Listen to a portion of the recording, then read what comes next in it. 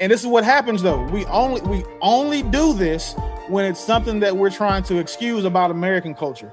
If we were talking about any other, if we were just talking about going to church, that wouldn't have came up. But now as we're talking about women walking around her half-ass naked, well, maybe it's their culture. You're allowed to hit your woman. That's what you're saying. Hold on. Hey, they do it in the Caribbean. In the Caribbean, they do that in the Caribbean, right?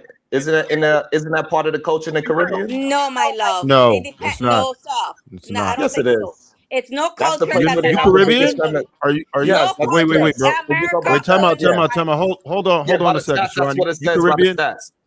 Yeah, by the stats, Sharon, that's you what it says. Caribbean? That's where mostly black people, black women especially, is getting femicide and getting their ass whooped is in the Caribbean. That's what the stats say. So it's not me saying it. That's what the stats say. So it is a culture of women getting their ass whooped by Caribbean black men. It is what it is. That's just the stats. That's just the truth. So we're not going to act like what do the stats shoe flying out the goddamn out the yard is something that they doesn't understand. She know that's a serious culture problem that they have, and they are trying to correct it now. They trying to pull back on it as of now, communicating with it. It's been a problem for a long time. They start to recognize it now, which is a good thing. Yes. Yes. All right. When you say the Caribbean, what are you talking about though?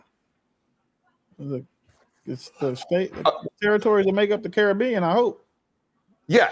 Just talking about all of them. Yeah. Like so y'all put it together. That's about as ignorant as just saying African, right? There's 54 countries in Africa. Like it's different cultures in different countries. So Trev, to be fair, what he's saying is what the African version would be on the continent of Africa. It is hotter than the continent of America because he said that he intentionally said the Caribbean, and you know that I'm not ever going. I'm Trev Broco, but the statistics do say that the highest rates that black women of femicide is in the Caribbean. He's not wrong there. Like I don't know what the specific number is, but it's higher. It's higher than America. So like that point though is that like outside cultures have nothing to do with this. The conversation we're having tonight, nothing. And it's like it's hard for people to participate in conversations when they are from other cultures without trying to personalize it to them. The only person here from the Caribbean tonight is her. The rest of us are from, my bad. Who are more Americanized. Or she's the only one who's the least Americanized up here because of where she's from. That has not. That's like us. We do the same thing to FBAs when they try to get in our spaces and talk to us about all that in white. I know you saying you the FBA killer.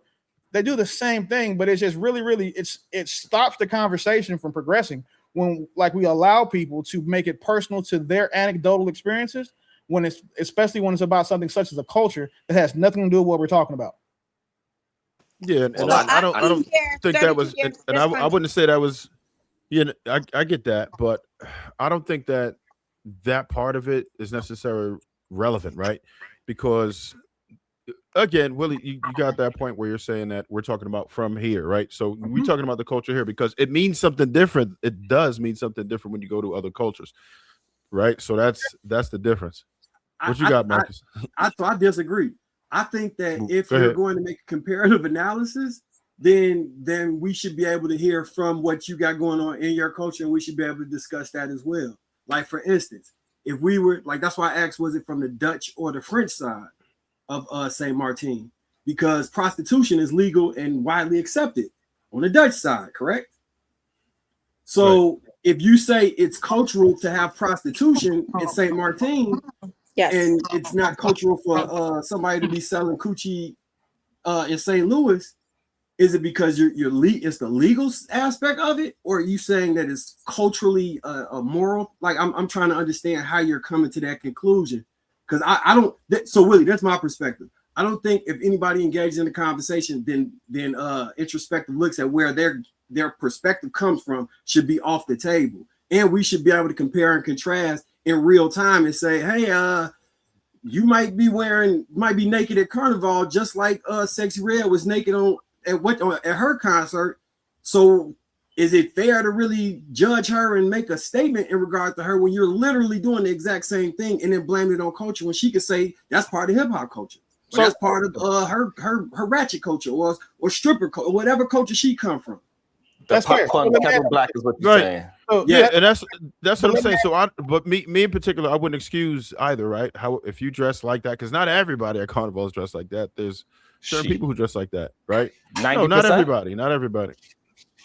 No, it's not 90%. No, in Carnival, 90%. they're all dressed like that. If you Like want they have costumes. if you want to say that they're saying the including the culture is cruel, right? That's fine. I have no issue. If that's the stance we're going to take for on the platform, that's fine. But then what we can't do is when we have a guy from the Middle East up here, when we have a guy who lives in countries where, like again, the Middle East, where they have sex with men for recreation, we can't judge them for that because that's their culture.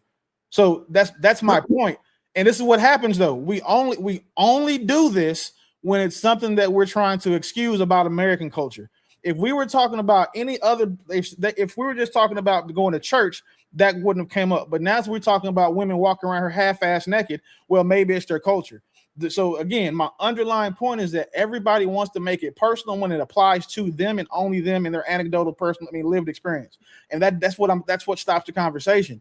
Because none of the only person up here that applies to is her.